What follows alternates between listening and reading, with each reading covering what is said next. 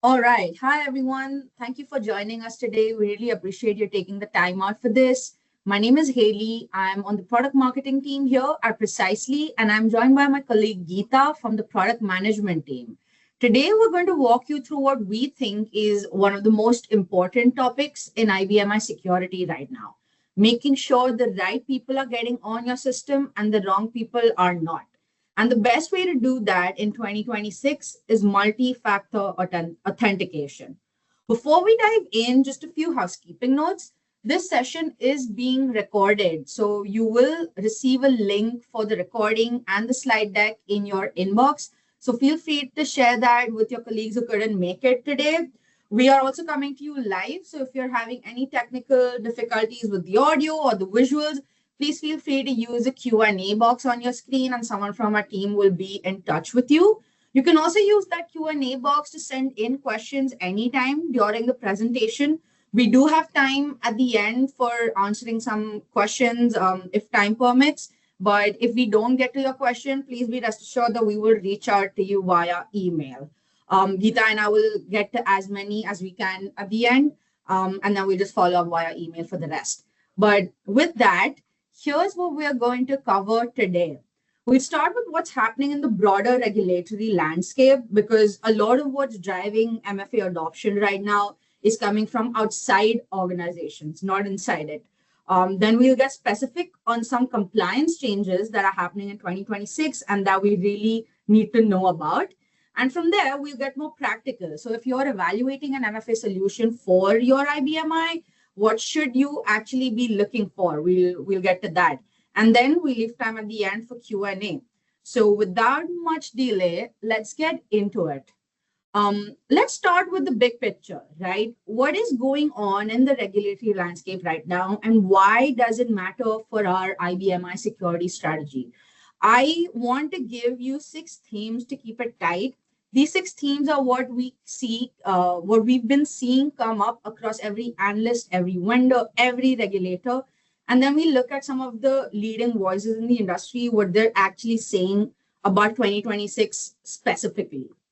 So when I look across everything that's being written and said about cybersecurity regulation right now, 6 themes keep coming up over and over and over again. We'll walk you through them super quick. First, regulatory uncertainty. This one is super real. The geopolitical landscape is shifting, rules are changing, and frankly, nobody is 100% sure what the compliance environment looks like in 12 months. And the thing is that this uncertainty is not a reason to wait. If anything, it's a reason to make sure that our foundation is solid now, because whatever comes next, MFA is going to be a part of it. Next is cybersecurity mesh. This is about moving away from a bunch of disconnected, siloed security tools that don't talk to each other toward a more integrated, coordinated approach. Your MFA solution needs to fit into that picture and not sit outside of it. Third is audit reporting. This is becoming a really, really big deal. Regulators and internal audit teams, they want detailed evidence that controls are in fact working. Not just, yes, we have MFA and yes, like we have this, it's not a checkbox anymore. They want logs, reports, and proof to go with it. For AI and machine learning, we can say agentic AI specifically here. This is reshaping risk on both sides. Attackers are using it, and defenders need to use it, and regulators are starting to write rules around it. So it's kind of in the whole life cycle. Data protection, encryption, access control, recovery strategies. These used to be best practices, but now in 2026, they're mandated requirements across multiple regulations. We'll get into these specifics in a few slides. And finally, zero trust. The idea that just because someone got through the front door doesn't mean they should have access to everything. Every user, every device, every access request gets verified. This is now being required by regulators and, interesting enough, by cyber insurers as well. We'll come back to this. We'll come back to this also. So let's look a little at what the analysts and industry bodies are actually saying. Starting with Gartner, the saying global security spending is projected to hit $244 billion this year. And that's a 13% jump over last year, which is one of the biggest single year increases on record. So, security software is the fastest growing piece of that, which is being driven by the move to cloud. So, organizations are definitely spending. The question is whether they're spending on the right things. On the healthcare side, we have folks from different industries on this call, I know, but this one is worth paying attention to regardless of your sector because it signals where things are heading broadly. The HIPAA security rule is getting its biggest overhaul since 2013. The final rule is expected in May 2026, and it eliminates what were called addressable safeguards, meaning encryption and MFA are no longer optional. They are mandatory for any system that touches patient data. And separately, the Healthcare Cybersecurity and Resiliency Act just passed out of the Senate Committee 22 to 1 in February. That is a strong bipartisan signal that this is coming into law. It mandates MFA, encryption, and NIST alignment across all HIPAA regulated entities. And Forrester is making a point that we know is really important, right? The accountability for security failures is shifting. It's no longer just an IT team problem. Executives are being held personally liable. So if you're on this call and you're thinking about how to make the case internally for investing in MFA, this is your argument right here. So continuing on the idea of data, the Splunk CISO report from February this year surveyed around 650 security leaders globally, and the numbers are pretty striking. 95% of CSIOs say that the growing sophistication of threats is their number one risk. 92% say that AI is helping them review more events and detect faster, move faster. But the one thing that really stood out was that 78% of these people are worried about personal liability for security incidents. This is up 56% last year. And this is a massive shift in how security leadership thinks about their own exposure. This goes to say what we saw on the last slide. On cyber insurance, and this one is directly relevant to everyone here, MFA is now the number one reason companies get denied cyber insurance. Not just flagged, not just penalized, but denied. Insurers want verified proof that controls are actually in place and that they actually work. Documentation alone does not cut it anymore. And if you have partial MFA coverage, many insurers are treating it the same as having none at all. So that's something we need to keep in mind. Checkpoint's 2026 report. This one shows that organizations are facing nearly 2,000 cyber attacks per week on an average, and this is a striking 70% increase since 2023. Ransomware as a service grew 50% year over year, and AI is now embedded across the entire attack lifecycle. It's not just being used for defense. Again, something that we saw in the six themes. And from cybercrime magazines, ransomware damage costs are projected to reach $74 billion this year alone. And the attack frequency, we want to make sure this lands. The attack frequency, ransomware is now hitting every 2 seconds. When we did a similar webinar to this in 2025, at that time, there was a prediction that this was a prediction for 2031. But it's actually happening now in the span of 1 year. The average incident costs over $5 million, and we have a global workforce gap of 4.8 million unfilled cybersecurity positions. So the threat is accelerating, and the people to fight it aren't there. That's just the environment that we're operating in.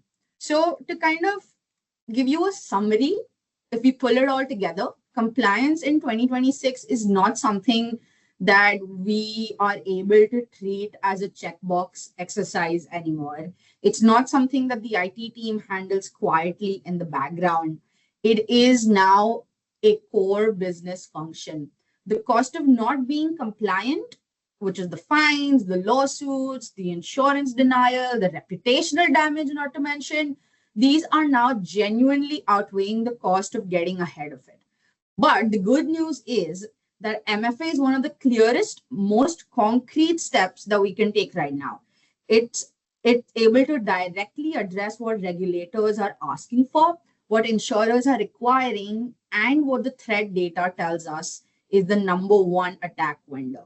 So with that, I'm going to hand it over to Geeta, who's going to walk us through some of the specific compliance changes for 2026, and then get into what this means for your IBMI specifically. Geeta, all yours. Thank you, Haley. So yes, I'll be speaking about the compliance changes for 2026. So it's important to note that MFA is evolving quite a bit in 2026. So now that it's a non-negotiable security measure for business and individuals, it significantly reduces the risk of unauthorized access, making it a critical component of cybersecurity strategy. So we can expect to see a surge in adoption as organizations prioritize safeguarding and sensitive data. So in 2026, MFA has been evolving significantly, and that's towards a more adaptive and user-friendly approach. There is a strong focus on integrating data, advanced technologies like AI and biometrics, and utilizing contextual awareness to prompt verification only when necessary, and potentially becoming mandatory across various platforms. And so this was a requirement back in March 2025, and there are a few other requirements as well that are coming up.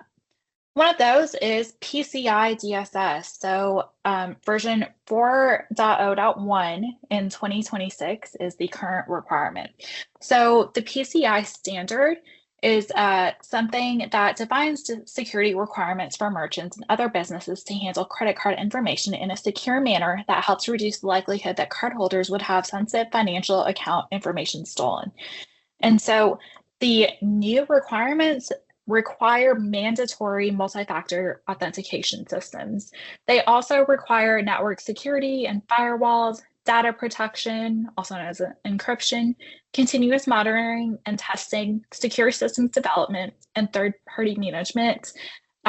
Must have a third-party risk management program to ensure vendors are also compliant, and has some different things for different levels of merchants. So looking at that, some of the keys that we want to remember for 2026 is that the MFA system cannot be susceptible to replay attacks, and MFA systems cannot be bypassed by any users unless specifically documented and authorized by management on an exception basis for a limited time. At least 2 different types of authentication factors are used, and success of all authentication factors is required before access is granted.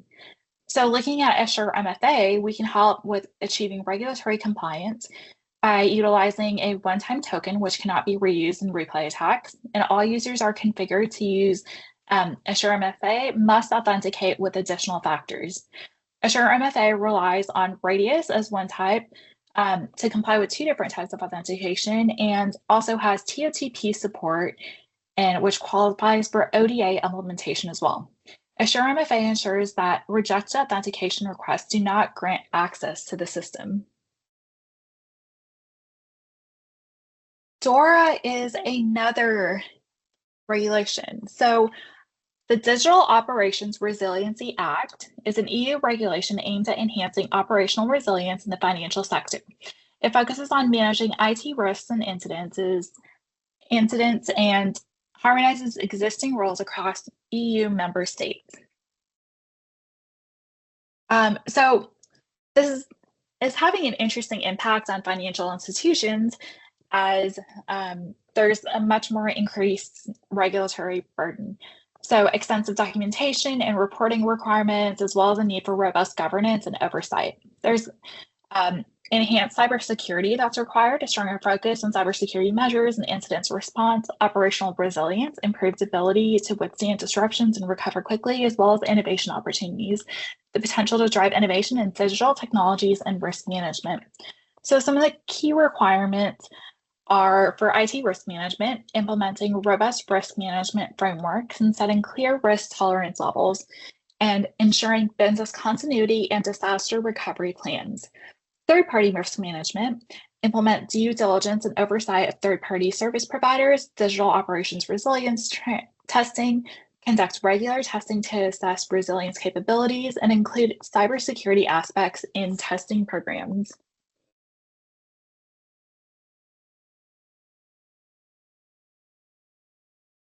So now I can hand this over to Haley to talk about choosing an MFA solution for IBM.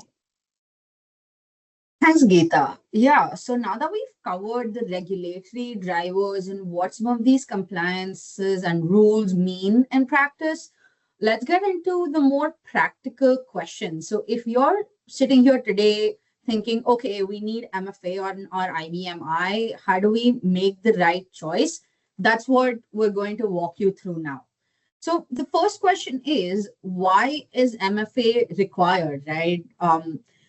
The short answer is that it's showing up everywhere. So PCI, DSS, if you're taking credit cards, this applies to you. The NYCRR, that's a New York State's cybersecurity regulation relevant for financial services. The GLBA, FFIEC for financial institutions. And then in a broader set of regulations, the GDPR, HIPAA, Swift Alliance Access, the SOX, and now DORA. MFA is either explicitly required or strongly implied. So the point that we're trying to make here by listing all of these down is that this is no longer a decision that lives within the IBMI team alone. MFA is becoming a corporate mandate driven by the compliance team, the legal team, the CSIO, and the cyber insurance provider. There's multiple stakeholders here.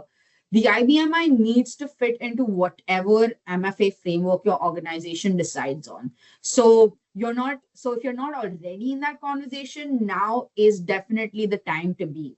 And that last line on the slide, comprehensive MFA coverage is now the standard. Partial implementation isn't enough. So if you've got MFA on some systems, but not others, insurers and auditors are increasingly treating that as a huge gap.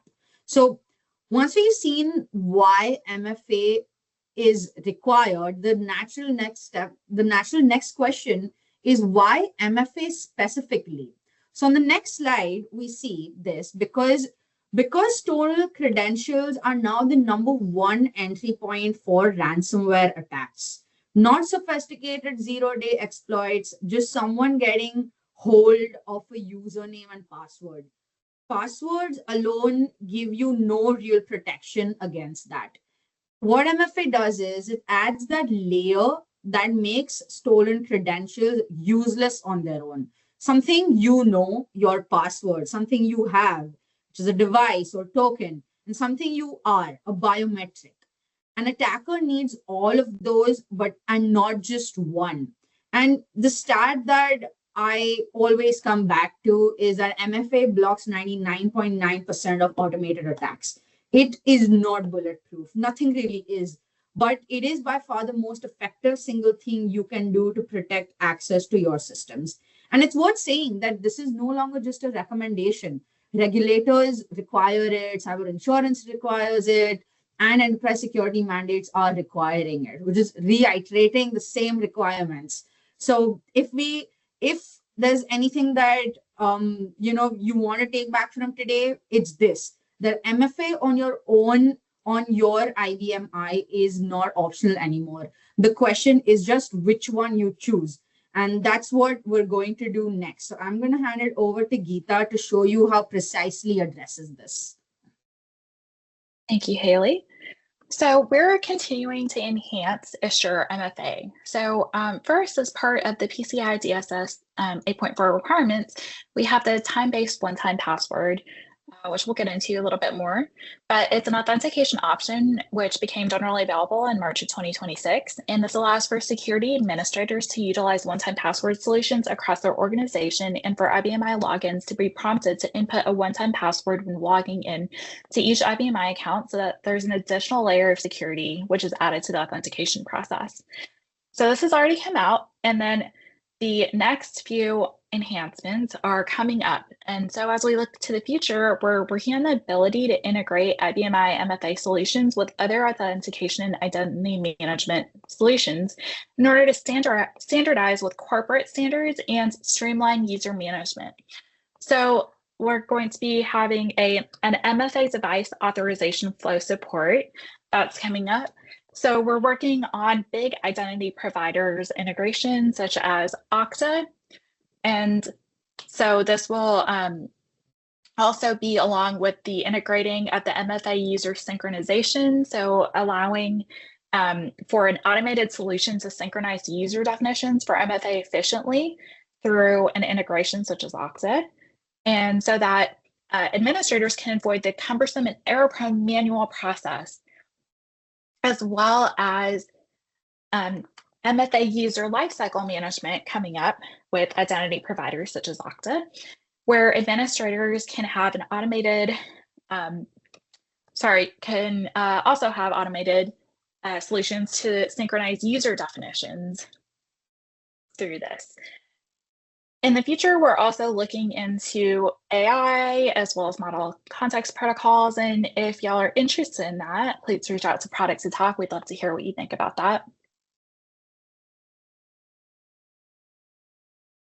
So IBM did come out with 7.6, which is their MFA offering, which really highlights the growing industry adoption of MFA, and it's a timely move as corporations seek robust security solutions.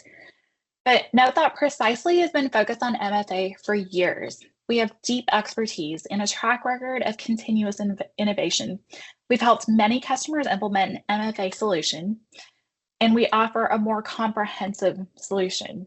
So IBM's MFA solution has potential notable limitations that we'll get into in a minute. And Assure MFA can address these gaps.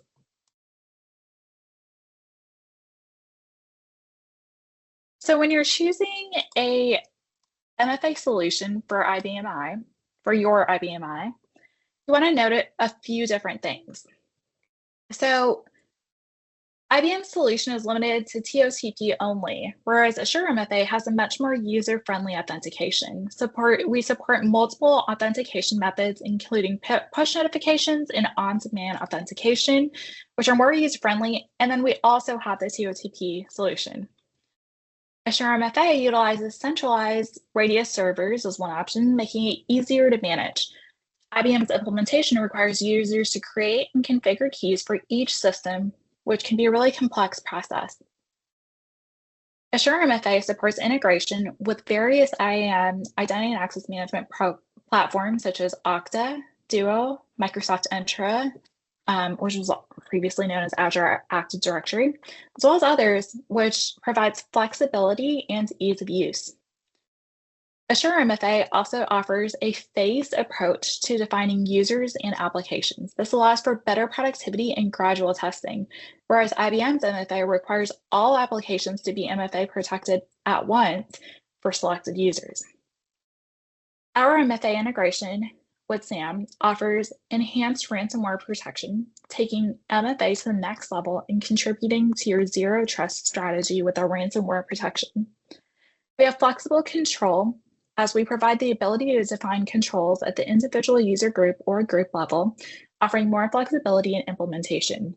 We also support older OS versions below 7.6, ensuring that customers with older systems are not left behind.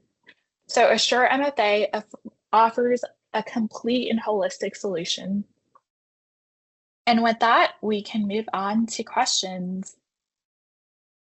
Awesome. Thanks, Geeta. I did see a few questions come into the chat, so we'll just go in order. The first one is related to compliance. So it says, IBM's MFA in V7.6, does it meet the PCI requirements? And is that enough? Thanks, Haley. I can take this. So IBM's inclusion of MFA in 7.6 is a positive step and does align with PCI DSS 4.0 at a basic level. However, there are some notable limitations worth considering. First, IBM's solution is limited to TOTP, time-based one-time passwords only, whereas a more complete solution should support multiple authentication methods, including push notifications and on-demand authentication. Second, IBM's implementation requires users to create and configure keys individually for each system, which adds complexity at scale. Third, and most importantly, it requires both IBM I version 7.6 and Power 10 hardware. So if you're not on the latest operating system and hardware, it simply isn't available to you. And finally, IBM's MFA applies on an all or nothing basis for select users. There's no phased or incremental rollout option. Assure MFA addresses all of these gaps and supports older operating system versions and gives you the flexibility to roll out gradually and manage centrally. Okay, that makes sense. Thanks, Geeta. Second question that we'll do is, we already have high availability. Does that cover us from a security and compliance standpoint?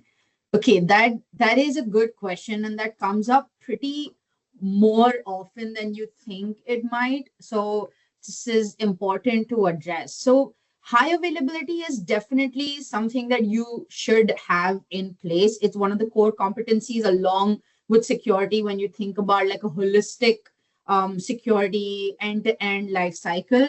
It protects you against system downtime, hardware failure, ensures that your data remains accessible even if your systems go down, right? So their HA and security, they're solving two different problems, though they need to work together. So HA does not protect you against a bad actor that's trying to get on your system, right? If someone gains unauthorized access to your IBM I and deploys a ransomware, that attack will replicate across your HA environment just like legitimate data does. So HA and MFA, they're not either or. They need to work together. So ideally, you do want to have a MFA setup along with your HA solution so that we're securing who gets into the system in the first place. And then your HA is able to operate at the HA layer, which is keeping your systems up and running and being able to give you that always on capability. So it's kind of complementing each other, but it's not a replacement for the other. But good question. We can do one more question. The question is, with so many regulations calling out MFA, where should we start if we haven't implemented it yet? That's a good one. Geeta, do you want to take that one? Sure, yeah, I can take it.